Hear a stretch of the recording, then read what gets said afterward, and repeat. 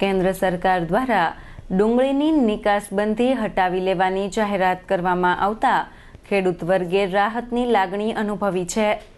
નિકાસબંધી ઉઠાવી લેવામાં આવતા ડુંગળીના ભાવમાં વધારો થયો હતો।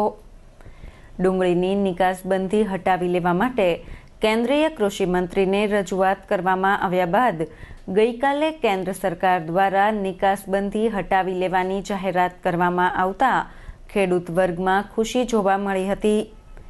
નિકાસબંધીની જાહેરાત થતાં આજે પ્રથમ દિવસે જ ખેડૂતોને ડુંગળીના વેચાણમાં મણ દીઠ ₹40 થી 50નો ભાવ વધારો મળ્યો હતો। આ અંગે માર્કેટિંગ યાર્ડ વેપારી અગ્રણી નરેન્દ્રસિંહ ગોહિલ સહિતનાએ પ્રતિભાવ આપ્યો હતો। ખાસ કરીને આ વર્ષે શરૂઆતમાં અતિવૃષ્ટિના હિસાબે જે ખેડૂતોના આખતર વાવેતર ફેલ થયા હતા અને એમને હિસાબે બિયારણોનો ભાવ ખૂબ ઊંચા થયા હતા અને ડુંગળી પણ ખૂબ ઊંચી ભાવ વેચાતી હતી। ત્યારે સરકાર દ્વારા ઉપભોક્તાને ધ્યાનમાં રાખીને જે એક્સપોર્ટ બંધી કરવામાં આવી હતી એ નિર્ણયને લઈને ખેડૂતોના માલ અત્યારે માર્કેટિંગ યાર્ડની અંદર આવવાના શરૂ થયા। ત્યારે ભાવો ખૂબ નીચા પ્રમાણમાં હોવાથી ખેડૂતોની અંદર રોષ અને એક માંગણી પણ હતી। આ વિશે ધ્યાનમાં રાખીને જિલ્લા ભાજપ પ્રમુખ અમારા કિસાન મોરચાના દ્વારા અને મહુવા અને ભાવનગર યાર્ડના ચેરમેનો દ્વારા સરકારશ્રીના આ વિશે ધ્યાન ઉપર મૂકતા તાત્કાલિક ખેડૂત હિતને ધ્યાનમાં રાખીને સરકારશ્રી દ્વારા 1 તારીખથી જે નિકાસબંધી હટાવવામાં આવી છે એની હિસાબે અત્યારે આજે માર્કેટિંગ યાર્ડની અંદર 40 થી 50 રૂપિયા મણે ભાવ વધારો થયો છે।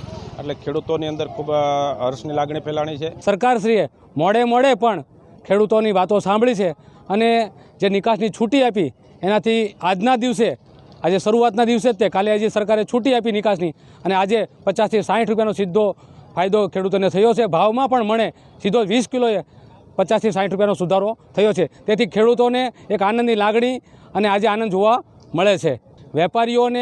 વેપારીઓને પણ નિકાસ થાય એનાથી પણ એમને બમણા ભાવ મળશે એટલે વેપારીઓને પણ ફાયદો થશે, એનો ખેડૂતોને પણ ફાયદો થશે।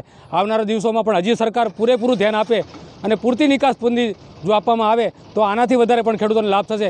કારણ કે પૂરતા પ્રમાણમાં ડુંગળી પણ નથી અને જેથી વધારે પડતી ડુંગળી પણ આવવાની નથી એટલે ખેડૂતોને વધારે પડતો ભાવ મળે એનાથી ખેડૂતને ખુશીનો આનંદ થશે।